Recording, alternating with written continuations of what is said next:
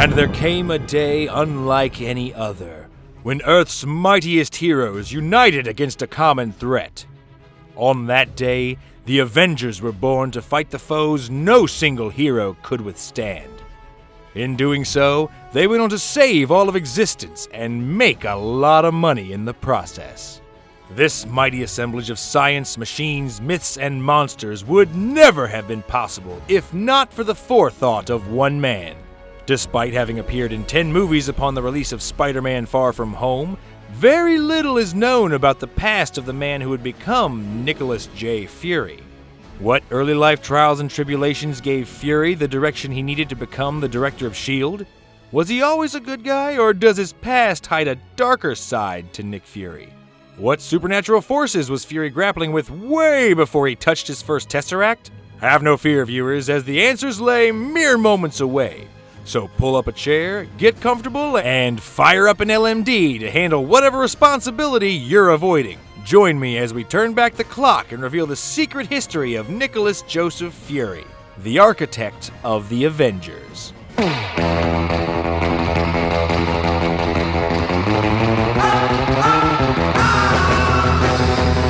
As you might imagine, the details of Nick Fury's past are few and far between, as should be for an international man of mystery. Yeah, baby! Yeah. However, thanks to Brie Larson, we do have a starting point. After destroying the roof of a Blockbuster and punching an old woman in the face, Miss Larson sits down for an interview with Nick Fury. In a high-stakes game of truth or death, Fury reveals he was born in Huntsville, Alabama. Where were you born? Huntsville, Alabama, but technically I don't remember that part. Regardless of this bit of information, school records in the region are unable to verify any Nicholas Joseph Fury in the region between the years of 1940 and 1990. I had believed that this interaction was a dead end, until I noticed this young man in a class photo provided by the Madison County School District. Look familiar? Despite the fact that this kid looks like Fury lost in the quantum realm, he is identified by a different name in the photo. Instead of Nick Fury, the child is listed as Jules Winnfield, and a closer examination of his life draws some interesting parallels between the two men. Jules was born into a humble home in Huntsville, Alabama, but would not remain there long. The Winnfields moved to Los Angeles when Jules was still very young, presumably between the ages of 4 and 7. There, he lived an uneventful life until his 14th year. On that day, the fateful use of an air horn sent Jules' old cat, Mr. Snuffers, running into the street. According to police reports, Mr. Snuffers was struck and killed by a passing cyclist. Despite the fact the incident was clearly an accident, young Mr. Winnfield did not take the loss of his beloved pet very well. Jules had snapped, and it took 2 grown men to pull him off the cyclist. His violent outburst landed Jules in juvie, and from there, a system known to churn citizens through a pattern of repeat incarceration and release took hold. Though he finished high school, young Mr. Winnfield was never far from trouble. Shortly after graduation, his shenanigans earned him the attention of Marcellus Wallace, a high-ranking figure in LA's criminal underworld. Beginning his career as a street soldier for the crime boss, his intelligence and ruthlessness quickly earned him a higher paycheck. By the 80s, Jules Winnfield was a seasoned contract killer and enforcer who was entrusted with Marcellus Wallace's most important missions. He continued along this path until one fateful morning in 1982. While attempting to recover the Mind Stone from a group of what appears to be several young men, Jules and his partner Vincent are almost murdered when 5 gunshots at point-blank range all miss their target.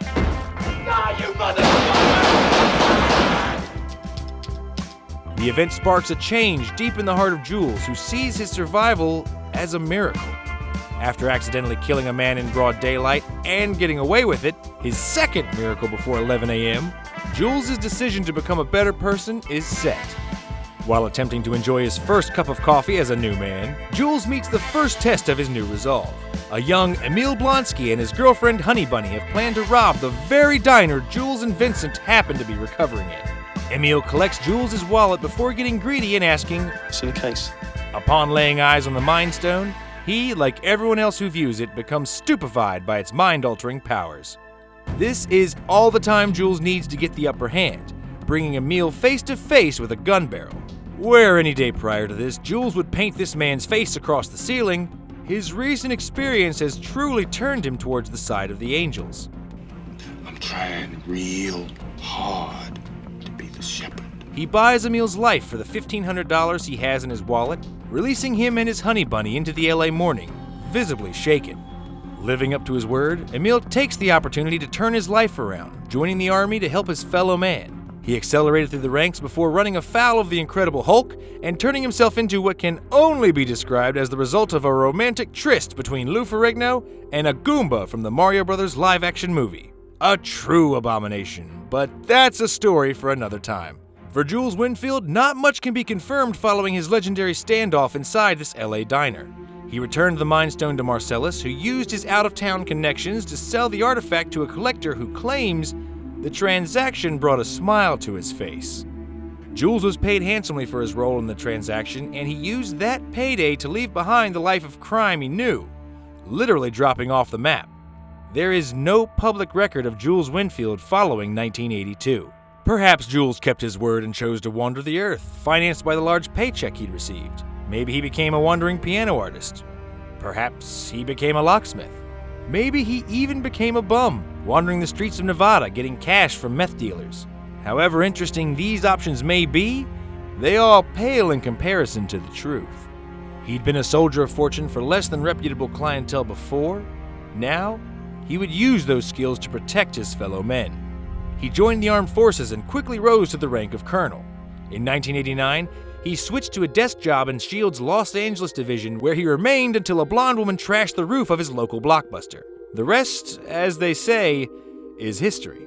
For those doubtful of the obvious connection between these two men, they need only to look at the evidence before us. Both men have a habit of transporting glowing objects in briefcases. Fury mentioned he became a soldier straight out of high school. Soldier, straight out of high school. But he failed to mention what uniform he wore. Shortly before falling off the grid, Jules mentioned his desire to travel and wander the earth. What you mean walk the earth? You know, like Kane in Kung Fu. Walk from place to place, meet people, get in adventures. Seems like Fury's done quite a bit of earth wandering to me. The Cold War, we were everywhere. Belfast, Bucharest, Belgrade, Budapest. Yes, Fury does insist that everyone call him Fury, even his own mother. Everybody calls me Fury. Not Nicholas, not Joseph, not Nick. Just Fury. What better way to ensure no one questions your identity than by demanding everyone refer to you by your surname? If this man instructed you to call him Fury and only Fury, the lion's share of us damn well would. Finally, if you don't believe me, believe the man himself. In 2014, when Fury faked his own death to avoid a Hydra-controlled shield, he had a tombstone placed where he told Cap to direct his business inquiries. On that very tombstone, we see a striking engravement. Fury's tombstone is adored with Ezekiel 25:17, the very Bible passage used by Jules for years to strike terror into the hearts of his future victims. And you will know my name is the Lord when I lay my vengeance upon thee. While you could insist Fury is an avid Bible reader, the words on his tombstone do not exist in the Bible. Ezekiel 25:17 comprises less than half of Jules' famous speech, only making up the speech's conclusion. The beginning of the speech is entirely fabricated, existing in no version of the Bible. How would Fury know to misquote this exact line unless he was the one that misquoted it in the first place? The odds of two different men incorrectly quoting the same Bible verse the exact same way are rather steep. Occam's razor points squarely at Jules Winnfield and Nick Fury being one and the same person.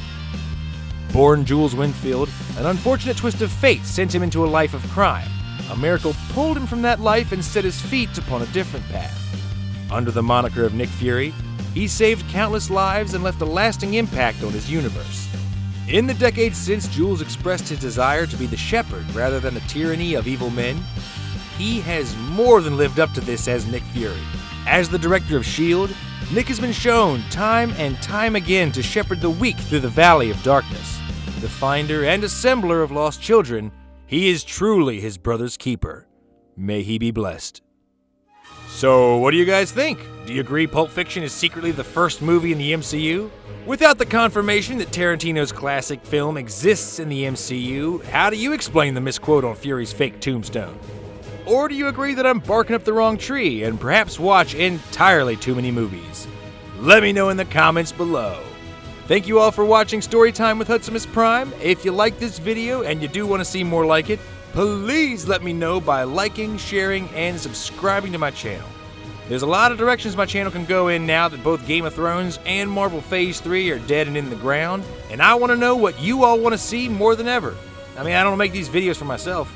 Thank you all again. You all are the best, and it's an honor to make these videos for your spectation. Until next time, guys and gals, good luck in your adventures, and Godspeed.